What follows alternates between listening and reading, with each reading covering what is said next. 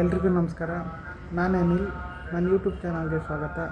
ಈ ವಿಡಿಯೋದಲ್ಲಿ ನಾನು ಯಾವುದ್ರ ಬಗ್ಗೆ ಹೇಳಬೇಕಂತ ಅಂದ್ಕೊಂಡಿದ್ದೀನಿ ಅಂದರೆ ಈ ಥಿಯೇಟ್ರುಗಳ ಬಗ್ಗೆ. ಮುಂಚೆ ಯಾವ ರೀತಿ ಎಷ್ಟು ಥಿಯೇಟ್ರುಗಳಿದ್ವು ಮತ್ತು ಇವಾಗ ಥಿಯೇಟ್ರುಗಳು ಎಷ್ಟಿದ್ದಾವೆ ಮತ್ತು ಈ ಥಿಯೇಟ್ರ್ ಪರಿಸ್ಥಿತಿ ಹೆಂಗಾಗಿದ್ದಾವೆ, ಎಲ್ಲಿಗೆ ಬಂದಿದ್ದಾವೆ ಮತ್ತು ಆಮೇಲೆ ಫಿಲಮ್ ಇಂಡಸ್ಟ್ರಿ ಯಾವ ಥರ ಆಗಿದೆ ಅನ್ನೋದ್ರ ಬಗ್ಗೆ ನಾನು ಈ ವಿಡಿಯೋದಲ್ಲಿ ಹೇಳ್ಬೇಕಂತ ಅಂದ್ಕೊಂಡಿದ್ದೀನಿ. ಮುಂಚೆ ನಾವು ನೋಡ್ದಂಗೆ ನಾವು ಚಿಕ್ಕವರಿದ್ದಾಗ ನಾವು PUC ಡಿಗ್ರಿ ಎಲ್ಲ ಓದ್ಬೇಕಾದ್ರೆ ಅವಾಗೆಲ್ಲ ಥಿಯೇಟ್ರ್ ಸಂಖ್ಯೆ ಬಂದು ತುಂಬ ಜಾಸ್ತಿ ಇತ್ತು. ಮತ್ತು ಆಮೇಲೆ ನಾವು ಈ PUC ಓದ್ಬೇಕಾದ್ರೆ ಆವಾಗ ನಾವು ಬುಕ್ ತರೋಕ್ಕೆಲ್ಲ ಹೋಗ್ತಿದ್ವಿ ಮೆಜೆಸ್ಟಿಕ್ನಲ್ಲಿ. ಅಲ್ಲಿ ಯಾವ ರೀತಿ ಇತ್ತಂದರೆ ಅಲ್ಲಿ ಅವೆನ್ಯೂ ರೋಡಲ್ಲಿ ನಾವು ನಡ್ಕೊಂಡು ಹೋದರೆ ಒಂದು ಕಮ್ಮಿ ಅಂದರೂ ಒಂದು 10-12 ಥಿಯೇಟ್ರುಗಳು ಸಿಗೋವು. ಇವಾಗ ಯಾವ ರೀತಿ ಆಗ್ಬಿಟ್ಟಿದ್ದಾವೆ ಅಂದರೆ ಅಲ್ಲಿ ಇವಾಗ ಒಂದು 4-5 ಥಿಯೇಟ್ರು ಮಾತ್ರ ಉಳ್ಕೊಂಡ್ಬಿಟ್ಟಿದೆ. ಇನ್ನು ಉಳಿದ ಥಿಯೇಟ್ರುಗಳೆಲ್ಲ ಹೊಡೆದಾಕ್ಬಿಟ್ಟಿದ್ದಾರೆ. ಮತ್ತು ಅಲ್ಲಿ ಇವಾಗ ಥಿಯೇಟ್ರುಗಳೇ ಇಲ್ಲ. ಅದರಲ್ಲೂ ಒಂದು 4-5 ಥಿಯೇಟ್ರುಗಳಲ್ಲಿ ಅದರಲ್ಲೂ ಒಂದು 3 ಥಿಯೇಟ್ರ್ ಮಾತ್ರ ಕನ್ನಡ ಥಿಯೇಟ್ರುಗಳು, ಇನ್ನೊಂದು 1-2 ಥಿಯೇಟ್ರುಗಳು ಅದು ತೆಲುಗು ತಮಿಳ್ ಥಿಯೇಟ್ರುಗಳಾಗಿದ್ದಾವೆ. ಅಲ್ಲಂತೂ ಇವಾಗ ಥಿಯೇಟ್ರುಗಳೇ ಇಲ್ದಂಗೆ ಆಗ್ಬಿಟ್ಟಿದ್ದಾವೆ. ಮತ್ತು ಆಮೇಲೆ ಇತ್ತೀಚೆಗೆ ಎಷ್ಟೋ ಕಡೆ ಈ ಥಿಯೇಟ್ರುಗಳನ್ನೆಲ್ಲ ಹೊಡೆದಾಕಿದ್ದಾರೆ. ಮತ್ತು ಆಮೇಲೆ ಆ ಥಿಯೇಟ್ರುಗಳನ್ನೆಲ್ಲ ಹೊಡೆದಾಕಿ ದೇವಸ್ಥಾನಗಳು, ಮಾಲ್ಗಳು ಎಲ್ಲ ಹೊಡೆದಾಕ್ಬಿಟ್ಟಿದ್ದಾರೆ. ನಮ್ಮ ಊರಿನಲ್ಲಿ ಚಿತ್ರದುರ್ಗದಲ್ಲಂತೂ ಥಿಯೇಟ್ರುಗಳೇ ಇಲ್ಲ, 1-2 ಇರ್ಬೋದೇನೋ ಅಷ್ಟೆ. ಇನ್ನು ಉಳಿದ ಥಿಯೇಟ್ರುಗಳನ್ನೆಲ್ಲ ಹೊಡೆದು ಬಟ್ಟೆ ಅಂಗಡಿಗಳು, ಮಾಲ್ಗಳು, ದೇವಸ್ಥಾನಗಳೆಲ್ಲ ಮಾಡಾಕ್ಬಿಟ್ಟಿದ್ದಾರೆ. ಈ ಮೆಜೆಸ್ಟಿಕ್ನಲ್ಲಿ, ಬೆಂಗಳೂರಲ್ಲಿ ಬರೋ ಮೆಜೆಸ್ಟಿಕ್ನಲ್ಲಿ ತುಂಬ ಥಿಯೇಟ್ರುಗಳಿದ್ವು ಅವಾಗ. ಆ ಥಿಯೇಟ್ರುಗಳನ್ನೆಲ್ಲ ಹೊಡೆದಾಕಿ ಎಲ್ಲ ಮಾಲ್ಗಳಾಗ್ಬಿಟ್ಟಿದ್ದಾವೆ. ಮತ್ತು ಆಮೇಲೆ ಬಟ್ಟೆ ಅಂಗಡಿಗಳಾಗ್ಬಿಟ್ಟಿದ್ದಾವೆ. ಮತ್ತು ಆಮೇಲೆ ದೇವಸ್ಥಾನಗಳಾಗ್ಬಿಟ್ಟಿದ್ದಾವೆ. ಹಂಗಾಗಿ ಇವಾಗೆಲ್ಲ ತುಂಬ ಥಿಯೇಟ್ರುಗಳು ಕಮ್ಮಿ ಆಗ್ತಾಯಿದ್ದಾವೆ. ಮತ್ತು ಆಮೇಲೆ ಇರೋದೇ ಕೆಲವೊಂದು ಥಿಯೇಟ್ರುಗಳು ಮಾತ್ರ. ಮತ್ತು ಆಮೇಲೆ ಇವತ್ತು ನಮ್ಮ ಫಿಲಮ್ ಇಂಡಸ್ಟ್ರಿ ಯಾವ ಥರ ಆಗ್ಬಿಟ್ಟಿದೆ ಅಂದರೆ ಇವಾಗ ಫಿಲಮ್ ಕೂಡ ಬರೋದು ತುಂಬ ಕಮ್ಮಿ ಆಗ್ಬಿಟ್ಟಿದೆ. ಮತ್ತು ಆಮೇಲೆ ಈ ಫಿಲಮ್ಗಳು ಕೂಡ ಬಂದ್ರೂ ಯಾರು ಜನಗಳು ಕೂಡ ಥಿಯೇಟ್ರ್ ಕಡೆ ಹೋಗೋಲ್ಲ. ಈಗೆಲ್ಲ OTT ಆ್ಯಪ್ಗಳು ಜಾಸ್ತಿ ಆಗ್ಬಿಟ್ಟಿದ್ದಾವೆ. ಮತ್ತು ಎಲ್ಲ ಯೂಟ್ಯೂಬಲ್ಲಿ ಎಲ್ಲ ನೋಡ್ಕೊತಾರೆ, ಮೊಬೈಲಲ್ಲೇ ಫಿಲಮ್ಸ್ ನೋಡ್ಕೊತಾರೆ, ಲ್ಯಾಪ್ಟಾಪಲ್ಲಿ ನೋಡ್ಕೊತಾರೆ. ಮತ್ತು ಆಮೇಲೆ ಮನೆಯಲ್ಲಿರೋಂಥ LED TVಗಳೆಲ್ಲ ಸಿನಿಮಾ ನೋಡ್ಕೊಂಬಿಡ್ತಾರೆ. ಮತ್ತು ಆಮೇಲೆ ಅದರಲ್ಲಿ ಬೇರೆ ಈ ಸಿನಿಮಾಗಳು ಥಿಯೇಟ್ರಲ್ಲಿ ರಿಲೀಸ್ ಆದರೂ ಜನ ಬರೋಲ್ಲ. ಅದಾದಮೇಲೆ ಇವಾಗ ಹೆಂಗಾಗ್ಬಿಟ್ಟಿದೆ ಅಂದರೆ ಕೆಲವೊಂದು ಫಿಲಮ್ಗಳ್ನಂತೂ ಮೊದಲೇ ದಿನವೇ ಲೀಕೌಟ್ ಮಾಡಿಬಿಡ್ತಾರೆ. ಮತ್ತು ಆ ರೀತಿ ಲೀಕೌಟ್ ಮಾಡಿಬಿಟ್ರೆ ಜನಗಳು ಯಾರು ಥಿಯೇಟ್ರುಗಳ ಕಡೆ ಹೋಗೋದೇ ಇಲ್ಲ. ಮತ್ತು ಆಮೇಲೆ ಇತ್ತೀಚೆಗಂತೂ ಕೆಲವೊಂದು ಹೀರೋಗಳಂತೂ ಸತ್ತೋದ್ಮೇಲಂತೂ ಫುಲ್ಲು ಫಿಲಮ್ಗಳು ಕಮ್ಮಿ ಆಗಿಬಿಟ್ಟಿದೆ. ಮತ್ತು ಆಮೇಲೆ ಇವಾಗ ಫಿಲಮ್ಗಳು ಬಂದರೂ ಕೂಡ ಓಡ್ತಾನೆ ಇಲ್ಲ ಒಂದೂ. ಆವಾಗ ತುಂಬ ಚೆನ್ನಾಗಿ ಓಡ್ತಿದ್ವು ಫಿಲಮ್ಗಳು. ನಾವಿರೋ ಟೈಮಲ್ಲಿ 100 ಡೇಸ್ ಎಲ್ಲ ಓಡೋವು. ಇವಾಗ ಸಿನಿಮಾಗಳು ಹೆಂಗಾಗ್ಬಿಟ್ಟಿದ್ದಾವೆ ಅಂದರೆ 1 ವಾರ 2 ವಾರ ಓಡೋಟಕ್ಕೆ ಸುಸ್ತಾಗ್ಬಿಡ್ತಾವೆ. ಅವು ಕೂಡ ಕೆಲವೊಂದು ಮಾತ್ರ. ಇನ್ನು ಕೆಲವೊಂದಂತೂ 1-2-3 ದಿನ ವಾರಕ್ಕೆಲ್ಲ ಎತ್ತಂಗೆ ಆಗ್ಬಿಡ್ತಿತ್ತು ಥಿಯೇಟ್ರುಗಳನ್ನ. ಇವಾಗಂತೂ ಕನ್ನಡ ಫಿಲಮ್ ಇಂಡಸ್ಟ್ರಿ ಫುಲ್ಲು ಬಿದ್ದೋಗ್ಬಿಟ್ಟಿದೆ. ಇವಾಗಂತೂ ಫಿಲಮ್ಗಳಂತೂ ಎಲ್ಲ ಇನ್ನು ನಮ್ಮ ಇಂಡಸ್ಟ್ರಿ ಅಂತಲ್ಲ, ಎಲ್ಲ ಇಂಡಸ್ಟ್ರಿಗಳು ಕೂಡ ನೆಲ ಕಚ್ಕೊಂಡ್ಬಿಟ್ಟಿದ್ದಾವೆ. ಇವತ್ತು ಫಿಲಮ್ ಕೂಡ ಬರ್ತಾಯಿಲ್ಲ.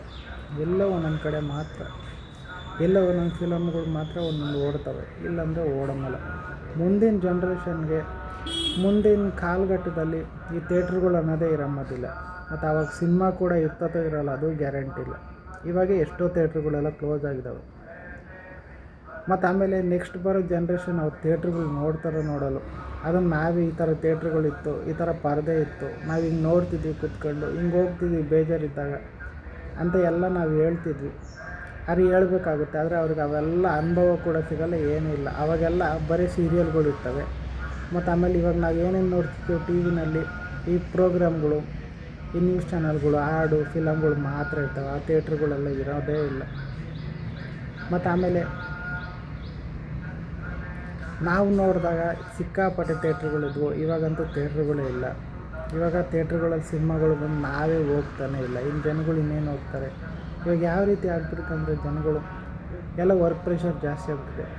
ಇವರು ಅವ್ರು ಕೆಲಸ ಮಾಡ್ಕೊತಾರೆ, ಮತ್ತು ಆಮೇಲೆ ಮನೆ ಸೇರ್ಕೊತಾರೆ. ಮತ್ತು ಆಮೇಲೆ ಅವರು ಈ ಥಿಯೇಟ್ರುಗಳ ಕಡೆ ಬರೋಕ್ಕೆ ಅವ್ರಿಗೆ ಟೈಮು ಇರೋಲ್ಲ. ಮತ್ತು ಇವಾಗ ಹೆಂಗಾಗ್ಬಿಟ್ಟಿದೆ ಅಂದರೆ ಕೂತಲ್ಲೇ ಈಗ ಹೊಸ ಸಿನಿಮಾಗಳು ಸ್ವಲ್ಪ ದಿನ ಇರ್ತೈತಿ ಥಿಯೇಟ್ರ್ನಲ್ಲಿ, ಆಮೇಲೆ ಹಿಂದೆ ಕೊಟ್ಟಲೆ OTTಗೆ ಬಂದುಬಿಡುತ್ತೆ. ಈ OTTನಲ್ಲಿ ಎಲ್ಲ ಕೂತ್ಕೊಂಡು ಮನೆಯಲ್ಲಿ ನೋಡ್ಕೊತಾರೆ. ಎಲ್ಲ ಮೊಬೈಲಲ್ಲಿ, ಲ್ಯಾಪ್ಟಾಪ್ಗಳಲ್ಲಿ, ಸ್ಕ್ರೀನ್ಗಳಲ್ಲೆಲ್ಲ ಅಲ್ಲೇ ನೋಡ್ಕೊತಾರೆ ದುಡ್ಡು ಕೊಟ್ಬಿಟ್ಟು. ಇನ್ನು ಥಿಯೇಟ್ರಿಗೆ ಬರೋದು ಹೆಂಗಾಗ್ಬಿಟ್ಟಿದೆ ಅಂದರೆ ಥಿಯೇಟ್ರಿಗೆ ಅಲ್ಲಿವರೆಗೆ ಯಾರಪ್ಪ ಹೋಗ್ತಾರೆ, ಮತ್ತು ಅಲ್ಲಿಗೆ ಯಾರಿಗೂ ದುಡ್ಡು ಕೊಟ್ಬಿಟ್ಟು ಅಲ್ಲೆಲ್ಲ ತಿಂಡಿಗಳು ತಗೊಂಡು ಕೂತ್ಕೊಂಡು ನೋಡಿ ಯಾರಪ್ಪ ಬರ್ತಾರೆ. ಮತ್ತು ಆಮೇಲೆ ಇಲ್ಲೇ ನೋಡ್ಬೋದಲ್ಲ ಮೊಬೈಲಲ್ಲಿ ಅಲ್ಲಿ ಇಲ್ಲಿ ಎಲ್ಲ, ಮತ್ತು ಆಮೇಲೆ ಅಷ್ಟೊಂದು ದುಡ್ಡು ಯಾಕೆ ಖರ್ಚು ಮಾಡಬೇಕು ಅಂತ ಮನಸ್ಥಿತಿಗೆ ಬಂದುಬಿಟ್ಟಿರ್ತಾರೆ ಈಗಿನ ಜನ್ರೇಷನ್ ಜನಗಳೆಲ್ಲ. ಹಂಗಾಗಿ ಈ ಸಿನಿಮಾಗಳೆಲ್ಲ ಬಿದ್ದೋಗ್ಬಿಟ್ಟಿದ್ದಾವೆ. ಹಂಗಾಗಿ ಥಿಯೇಟ್ರುಗಳೆಲ್ಲ ಕ್ಲೋಸ್ ಮಾಡ್ತಾಯಿದ್ದಾರೆ. ಈಗ ಯಾವ ಸ್ಥಿತಿಗೆ ಬಂದುಬಿಟ್ಟಿದೆ ಅಂತ ಕೆಲವೊಂದು ಥಿಯೇಟ್ರುಗಳಂತೂ, ನಾನೇ ಎಷ್ಟೋ ಸಿನಿಮಾಗಳ್ಗೆ ಹೋಗಿದ್ದೀನಿ, 4-5 ಜನ, 2-3, ಕೆಲವೊಂದು ಸಾರಿ ಒಂದೊಂದು ಶೋಗೆ ಒಬ್ಬೊಬ್ಬರೇ ಕೂತ್ಕೊಂಡು ನೋಡಿರೋ ಪರಿಸ್ಥಿತಿ ಬಂದುಬಿಟ್ಟಿದೆ. ಎಲ್ಲ ಒಂದೊಂದು ಸಿನಿಮಾಗಳು ಮಾತ್ರ ಹೌಸ್ಫುಲ್ ಆಗ್ತದೆ. ಅದು ಕೆಲವೊಂದು ಸಿನಿಮಾಗಳು ಮಾತ್ರ ಚೆನ್ನಾಗಿ ದುಡ್ಡು ಮಾಡ್ಕೊತತೆ. ಇನ್ನು ಕೆಲವೊಂದು ಸಿನಿಮಾಗಳಂತ ಹಾಕಿರೋ ಬಂಡವಾಳ ಕೂಡ ಬರೋದಿಲ್ಲ. ಇವಾಗ ಹಂಗಾಗ್ಬಿಟ್ಟಿದ್ದಾವೆ. ಹಂಗಾಗಿ ಇವಾಗಿನ ಸಿನಿಮಾಗಳಿಗೆ ದುಡ್ಡು ಹಾಕೋರು ಕೂಡ ಕಮ್ಮಿ ಆಗ್ಬಿಟ್ಟಿದ್ದಾರೆ. ಆಮೇಲೆ ಪ್ರೊಡ್ಯೂಸರ್ ಕೂಡ ಸಿಗೋದಿಲ್ಲ. ಹಂಗಾಗಿ ತುಂಬ ಕಷ್ಟ. ಯಾಕಂದರೆ ಅವ್ರಿಗೂ ಗೊತ್ತಿರುತ್ತೆ ಈಗೇನು ದುಡ್ಡು ಹಾಕಿದ್ರೆ ಅವ್ರು ಬರ್ತತೋ ಬರಲ್ಲೋ. ಮತ್ತು ಆಮೇಲೆ ಕೆಲವೊಂದು ಹೀರೋಗಳಿಗೆ ಮಾತ್ರ ಗ್ಯಾರಂಟಿ ಇರ್ತದೆ, ಕೆಲವೊಂದು ಹೀರೋಗಳಿಗೆ ಗ್ಯಾರಂಟಿನೂ ಇರೋಲ್ಲ. ಇನ್ನು ಹೊಸಬ್ರದಂತೂ ಕೇಳೋದೇ ಬೇಡ. ಅವ್ರಿಗೆ ಥಿಯೇಟ್ರ್ ಕೂಡ ಸಿಗೋದಿಲ್ಲ. ಥಿಯೇಟ್ರ್ ಸಿಕ್ಕಿದ್ರೆ ಅವ್ರಿನ ಜನ ಯಾರೂ ನೋಡೋದೂ ಇಲ್ಲ. ಮತ್ತು ಆಮೇಲೆ ಅವ್ರ ಮೇಲೆ ಬಂಡವಾಳ ಹಾಕಿದ್ರು ಕೂಡ ಬರೋದೂ ಇಲ್ಲ. ಹಂಗಾಗಿ ಎಲ್ಲ ಪ್ರೊಡ್ಯೂಸರ್ಗಳು ಜಾಸ್ತಿ ಗೊತ್ತಿರೋ ಹೀರೋಗಳ ಮೇಲೇ ಇನ್ವೆಸ್ಟ್ಮೆಂಟ್ ಮಾಡೋಕ್ಕೆ ನೋಡ್ತಾರೆ. ಹಂಗಾಗಿ ಹಿಂಗೆ ಥಿಯೇಟ್ರುಗಳು ಹಿಂಗೆ ಹೊಡ್ಕೊಂಡೋದ್ರೆ ಮುಂದಕ್ಕೆ ಥಿಯೇಟ್ರುಗಳು ಇಲ್ದಂಗೆ ಆಗ್ತದೆ. ಮತ್ತು ಆಮೇಲೆ ಎಲ್ಲ ಜನರು ಮನೆಯಲ್ಲೇ ಕುತ್ಕೊಂಡು ನೋಡಬೇಕಾಗ್ತದೆ. ಆದರೆ ಏನೇ OTT ಆ್ಯಪ್ಗಳು, ಏನೇ ಈ ಟೆಕ್ನಾಲಜಿ ಮುಂದುವರೆದ್ರೂ ಆ ಥಿಯೇಟ್ರ್ನಲ್ಲಿ ಸಿಗೋಂಥ ಎಕ್ಸ್ಪೀರಿಯೆನ್ಸು, ಅಲ್ಲಿ ಸಿಗೋಂಥ ನಮಗೆ ಮನೋರಂಜನೆ, ಅಲ್ಲಿ ಸಿಗೋಂಥ ಕಿಕ್ಕು ನಮಗೆ ಎಲ್ಲೂ ಸಿಗೋಲ್ಲ. ನಮ್ಮ ಜನ್ರೇಷನಲ್ಲಿ ನಮಗೆ ಥಿಯೇಟ್ರ್ನಲ್ಲಿ ಆ ಥರ ಸಿಕ್ಕಿತ್ತು. ನೆಕ್ಸ್ಟ್ ಸಿಗುತ್ತೋ ಸಿಗೋಲ್ಲ ಅದು ನನಗೆ ಗೊತ್ತಿಲ್ಲ. ಹಂಗಾಗಿ ನಾನು ಇದ್ರ ಬಗ್ಗೆ ಈ ವಿಡಿಯೋದಲ್ಲಿ ಹೇಳ್ಬೇಕಂತ ಅಂದ್ಕೊಂಡೆ. ಹಂಗಾಗಿ ಇವತ್ತಿನ ಸ್ಥಿತಿ ಈ ರೀತಿ ಇದ್ದಾವೆ ಥಿಯೇಟ್ರುಗಳ ಬಗ್ಗೆ. ಮತ್ತು ಆಮೇಲೆ ಕೆಲವೊಂದು ಥಿಯೇಟ್ರುಗಳಲ್ಲಿ ಯಾವ ರೀತಿ ಅಂದರೆ 4-5 ಸಿನಿಮಾ ಹಾಕೊಂಡಿರ್ತಾರೆ. ಮತ್ತು ಅಲ್ಲಿರೋರಿಗೆ ಸಂಬಳ ಕೂಡ ಕೊಡೋಕ್ಕಾಗ್ತಿರಲ್ಲ. ಮತ್ತು ಸುಮ್ಮನೆ ಅಲ್ಲಿ ಕರೆಂಟ್ ಬಿಲ್ಲೂ ಸುಮ್ಮನೆ ಕಟ್ತಿರ್ತಾರೆ. ಮತ್ತು ಅಲ್ಲಿರೋರು ಕೂಡ ಎಷ್ಟೋ ತಿಂಗಳುಗಳು ಅವರೇ ಕೈಯಿಂದ ಸಂಬಳಗಳು ಕೊಡ್ತಿರ್ತಾರೆ. ಈ ರೀತಿ ಥಿಯೇಟ್ರುಗಳ ಪರಿಸ್ಥಿತಿ ಬಂದುಬಿಟ್ಟಿದ್ದಾವೆ. ಹಿಂಗೆ ಆದರೆ ಮುಂದೊಂದು ದಿನ ಥಿಯೇಟ್ರುಗಳು ಇರೋಲ್ಲ. ಹಂಗಾಗಿ ನಾವು ಆದಷ್ಟು ಇವಾಗ ಥಿಯೇಟ್ರುಗಳು ಕಮ್ಮಿ ಇರ್ಬೋದು, ಇರೋ ಥಿಯೇಟ್ರುಗಳ್ನಾರ ಉಳಿಸ್ಕೊಂಡ್ರೆ ಒಳ್ಳೆಯದು. ಇಲ್ಲಾಂದರೆ ಥಿಯೇಟ್ರುಗಳೆಲ್ಲ ಮುಗ್ದೋಗ್ಬಿಡುತ್ತೆ. ಮತ್ತು ಆಮೇಲೆಲ್ಲ ಮಾಲ್ಗಳು ಮತ್ತು ಅವು ಇವೆಲ್ಲ ಓಪನ್ ಮಾಡಿಬಿಟ್ರೆ ಅಷ್ಟೇ ಮುಗ್ದೋಯ್ತು. ಇನ್ನು ಥಿಯೇಟ್ರುಗಳು ನಮಗೆ ಸಿಗೋದೇ ಇಲ್ಲ. ಥಿಯೇಟ್ರುಗಳು ಇತ್ತು ಅಂತಲೂ ಯಾರಿಗೂ ಗೊತ್ತಾಗಲ್ಲ ನೆಕ್ಸ್ಟ್ ಹೋಗ್ತಾ. ಹಂಗಾಗಿ ನಾನು ಈ ವಿಡಿಯೋದಲ್ಲಿ ಇದ್ರ ಬಗ್ಗೆ ನಾನು ಮಾತಾಡಬೇಕಂತ ಅಂದ್ಕೊಂಡೆ. ಹಂಗಾಗಿ ಈ ವಿಡಿಯೋದಲ್ಲಿ ಇದ್ರ ಬಗ್ಗೆ ನಾನು ಮಾತಾಡಿದ್ದೀನಿ. ಈ ವಿಡಿಯೋ ನಾನು ಇಲ್ಲಿಗೆ ಸ್ಟಾಪ್ ಮಾಡ್ತಾಯಿದ್ದೀನಿ. ನೆಕ್ಸ್ಟ್ ವಿಡಿಯೋದಲ್ಲಿ ನಾನು ಮತ್ತೆ ಸಿಗ್ತೀನಿ. ಧನ್ಯವಾದಗಳು. Thank you so much.